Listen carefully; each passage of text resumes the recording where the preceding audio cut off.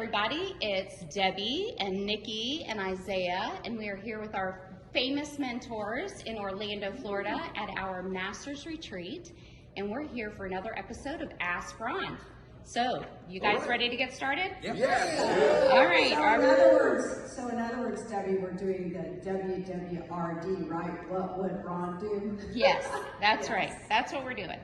All right, first question is from John Calabrese from New Jersey. Ron, why do you say an attorney would try to talk a seller out of selling to you? Oh, I'll take that one, guys. What reality is most attorneys do not understand what we do, and their job is to protect their clients.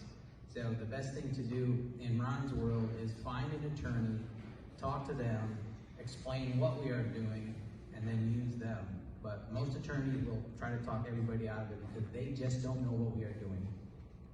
Okay, another question from John. Hey, hold on a minute. Hey, wait, what's going on How here? you gonna have to ask Ron without Ron? You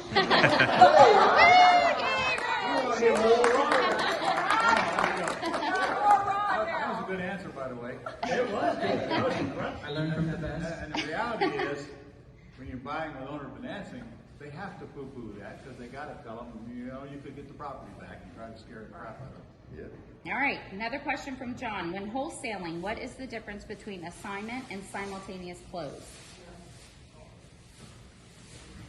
Anybody? Well, an assignment, you're just going to get an assignment form and assign it to your buyer. So you're going to have an assignment form, and then simultaneous close, you're going to go ahead and close on it between your buyer and your seller.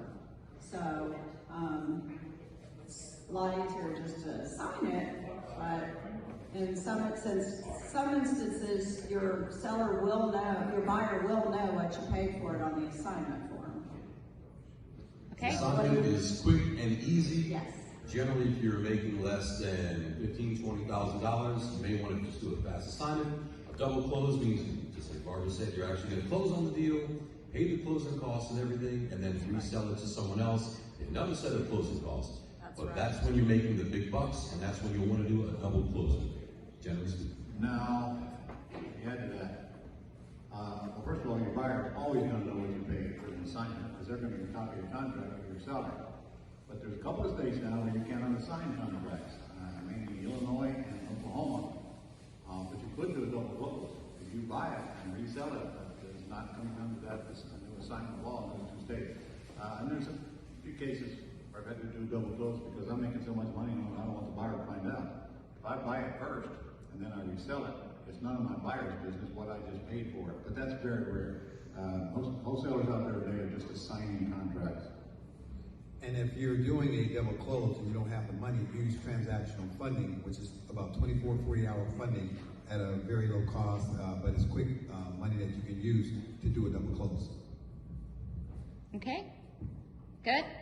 All right, last question from John. When receiving deposit money from the buyer, lease option, or wholesale, is the money non-refundable as soon as it's received, or is there a grace period like 3 days for the buyer to change his mind? No, that non-refundable option deposit is in fact non-refundable. Now, we will have an application fee, maybe initial earnest money, maybe it's a couple of grand, and that will be refundable if we go and approve it. But that agreement we use, Ron's form, it says once you're approved, that's not refundable either. Sort of. There are a couple of states where there is a 3-day right of rescission. North Carolina being North one of Carolina them. being one of them, so you need to check that with your attorney. But of course, it ain't going to come up unless they want their money back. And if they want their money back, you better ask yourself what you did to screw up that deal. You should have even taken it to begin with. Am I supposed to be kind and gentle here? Not at all. Where's the grouch monitor? Good. All right, next question is from Russ Sage from Oregon. Do you have any advice on the advantages, disadvantages for looking for deals in my local area versus looking across multiple states? We've got multiple states. Okay. Well, Everyone take it?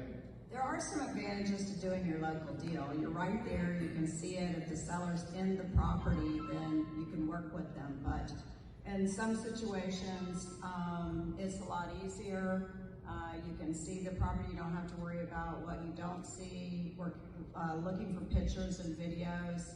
And then being able to work with your buyer there. So if a house is vacant, it's much easier to get your buyer and maybe get them in the house ahead of time.